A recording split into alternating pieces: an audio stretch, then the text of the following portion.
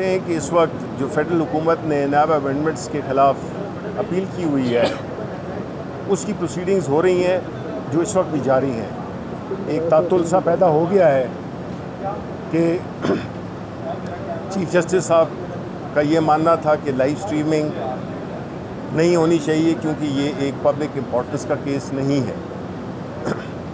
हमारे advocate general Khyber Pakhtunkhwa का जो ओपिनियन था वो ये था कि पहले भी होती रही है और अब भी होनी चाहिए, लेकिन कोर्ट बज़ाहिर बज़िद थी कि नहीं होनी चाहिए और जस्टिस अतर मिर्ज़ा साहब ने उनका ओपिनियन ये था कि ये पब्लिक इम्पोर्टेंस का केस है और इसकी लाइव स्ट्रीमिंग होनी चाहिए। कोर्ट इस वक्त बर्खास्त है और वो दोबारा कन्वीन होगी। हमारा कहना ये है कि देखें, ये जो केस है नैब अमेंडमेंट्स का, ये वो केस है जिसके खान साहब, इमरान खान साहब उसके विक्टिम हो भी सकते थे, उसके बावजूद हमने चैलेंज किया। एक तरफ तो ये अरबों रुपयों का खेल है जिससे को कभी भी ये नहीं कहा जा सकता कि ये पब्लिक इंटरेस्ट का केस नहीं है। यहाँ पे खान साहब को जो इजाज़त है कोर्ट्स की डिसीजंस के मुताबिक ही कि उनको पेश किया जाए, और सुप्रीम कोर्ट ने उनको ये फैसिलिटी भी दी कि वो वीडियो लिंक के ज़रिए आके अपने केस का दिफा कर सकें। यहाँ पे जो मज़ाक़खेज़ बात है कि एक तरफ हुकूमत ने चैलेंज किया हुआ है इन अमेंडमेंट्स को, और इसमें 14 दिन का रिमांड है, और दूसरी तरफ ऑर्डिनेंसेस, इस वक्त केस चल रहा है, उन्हीं का केस चल रहा है, और दूसरी तरफ ऑर्डिनेंसेस जारी किए हैं कि जिसमें कि रिमांड पीरियड को 14 दिन से बढ़ाकर 40 दिन कर दिया गया है। अब ये शो करता है, ये जाहिर करता है कि हुकूमत बिल्कुल उसको कुछ पता नहीं है। ज़ाहिर है फॉर्म 47 की हुकूमत होगी, कठपुतली हुकूमत होगी, उसको क्या पता है कि क्या हो रहा है। न उनके पास आवाम की सपोर्ट है, न उनके जहन काम कर रहे हैं, और ना उनमें वो अखलाकी कुव्वत है जिससे कि वो चीज़ों को अच्छी तरह से देख सकें और इस किस्म के मुतज़ाद पोजीशंस ना लें जिसमें कि कोर्ट में वो कुछ मुकदमा दाखिल किया हुआ है और ऑर्डिनेंस के ज़रिए उसको दूसरी तरफ ले जा रहे हैं। मकसद बुनियादी क्या है? मकसद ये है कि इमरान ख़ान को किस तरह से हमने सज़ा देनी है, उसको कितनी ज़्यादा तकलीफ़ हमने देनी है। बात सिर्फ इसी की है। ये ना पब्लिक के लिए वो है कोई वो दे रहे हैं, कोई इजाज़त दे रहे हैं कि आप जो है तो आप की इंटरेस्ट में ये नहीं है, मुल्क की इंटरेस्ट में नहीं है। ये सारा कुछ जो भी हो रहा है ये बुनियादी तौर पे एक शख्स के लिए सारे कवानीन भी बदले जा रहे हैं। पूरा जो, अगर आप नवाज़ शरीफ की जो कल की परसों की तकरीर भी देखें तो जो बुनियादी शख्स है, एक ही इस पाकिस्तान की सियासत एक ही शख्स के गिर्द घूम रही है और वो है इमरान खान। पाकिस्तान के अवाम ने 8 फरवरी को अपना फ़ैसला दे दिया।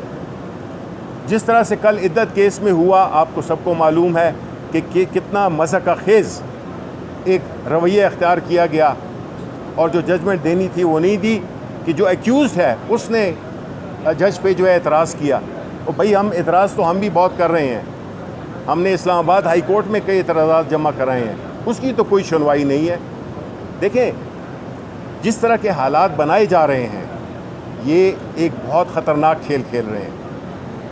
इस वक्त मुल्क की जो मुआशी सूरत हाल है, जो मुल्क में एक सियासी अदम इस्तेहकाम है, जो अभी बजट आने वाला है उसमें लोगों की चीखें निकल जाएंगी।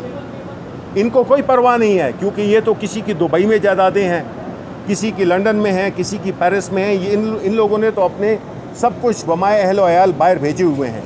यहाँ पे सिर्फ पाकिस्तानी और सिर्फ एक इमरान ख़ान यहाँ पे मौजूद है। अगर इमरान ख़ान चाहता तो बड़ी आसानी से इस मुल्क से बाहर जा सकता था, और सारा ये जो एक फसाड है, ये जो एक सियासी बुनियादों में बनाए हुए केसेस हैं, इन सब से छुटकारा मिल जाता। उसका कंप्रोमाइज़ पूरे पाकिस्तान को कंप्रोमाइज़, पाकिस्तान के आने वाली नस्लों को कंप्रोमाइज़ करने के मुतरादिफ होगा। हम ये समझते हैं कि जिस मुल्क में इंसाफ का बोलबाला न हो, अदालतें मुख्तलिफ़ तरीक़ों से फ़ैसले दे रही हों, मुख्तलिफ़ मायार हों, तो उस मुल्क में न तो कोई इन्वेस्ट करेगा और जो अपने मुल्क के लोग हैं वो भी यहाँ से अपने पैसे लेकर और मुल्क से बाहर चले जाएंगे। इसलिए हम ये समझते हैं कि जो कुछ भी हो रहा है वो मुल्क की मफाद को नुकसान पहुँचाया जा रहा है और सिर्फ़ एक शख्स को सज़ा देने के लिए, उसके उसूलों को सज़ा देने के लिए ये सब कुछ, ये नाटक रचाया जा रहा है। इलेक्शन कमीशन ऑफ पाकिस्तान को आप देख लें, इलेक्शन ट्रिब्यूनल्स देख लें, इनको सूट ही नहीं करता कि ये फेयर और फ्री जजेस लगाएं, क्योंकि सारे पाकिस्तान ने देख लिया है कि जिस तरह से फॉर्म 45 से फॉर्म 47 का सफ़र था, उसमें क्या हुआ। ये जो मुल्क कर्ज़े में डूबा हुआ है वो इसलिए डूबा हुआ है कि यहाँ पे जो पार्लियामेंट में लोग हैं वो अवाम के मुंतखब करता नहीं है, उनमें से अक्सरियत ये वो लोग हैं जो कि लाए गए हैं, और जो लोग लाए जाते हैं वो सिर्फ़ कुछ ख़ास तबकों का और अपना वो ख्याल रखते हैं। उनको कोई मुल्क की परवाह नहीं है, उनको अवाम की परवाह नहीं है। इलेक्शन कमीशन ऑफ पाकिस्तान जिसने के अरबों रुपए लगाए हैं एक इलेक्शन को करवाने के लिए, और सितम ज़रीफ़ी देखें, जो इलेक्शन इन्होंने कराया अरबों रुपए ख़र्च करके, और एक वो इलेक्शन जो कि तीसरी दफ़ा पाकिस्तान तहरीक इंसाफ ने कराया और उसको वो चैलेंज कर रहे हैं कि जी आपने इलेक्शन ठीक नहीं कराया। यानी अंदाज़ा देखें, सितम ज़रीफ़ी देखें कि वो हमें कह रहे हैं कि आपने इलेक्शन ठीक नहीं कराया।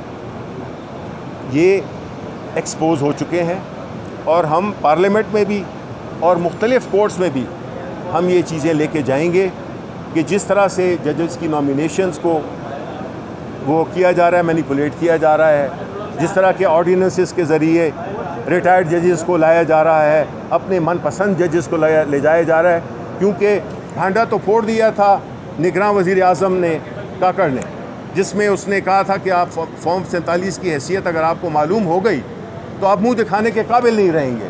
तो ये तो सब तय है, अब उसमें पर्दा डालना है और उसके लिए मनपसंद लोगों को लगाना है। देखें, मुल्क की जमहूरियत के साथ, मुल्क के इदारों के साथ, मुल्क के साथ ये मजाक, ये घिनौना खेल ना खेलें। मुल्क पीछे की तरफ जा रहा है, एक दहाई पीछे चला गया है। हमारे सारे इशारे, चाहे वो माशी इशारे हों या वो हमारे जो सोशल इंडिकेटर्स हैं, ह्यूमन राइट्स की किस तरह से वायलेशंस हो रही हैं, कोई चीज़ भी आप उठा लें, इसको ये मुल्क नहीं रहा, ये राजवाड़ा बन गया है। इसलिए हम समझते हैं कि गुड सेंस शुड प्रिवेल और एक ऐसा माहौल क्रिएट किया जाए जिससे कि जिसको 8 फरवरी को पाकिस्तान के अवाम ने इलेक्ट किया है उनको उनका मैंडेट वापस दिया जाए, और ये चोरी शुदा मैंडेट पे आए हुए लोग इस मुल्क को नहीं चला सकते क्योंकि उनके पास अखलाकी कुव्वत ही नहीं है। बहुत बहुत शुक्रिया।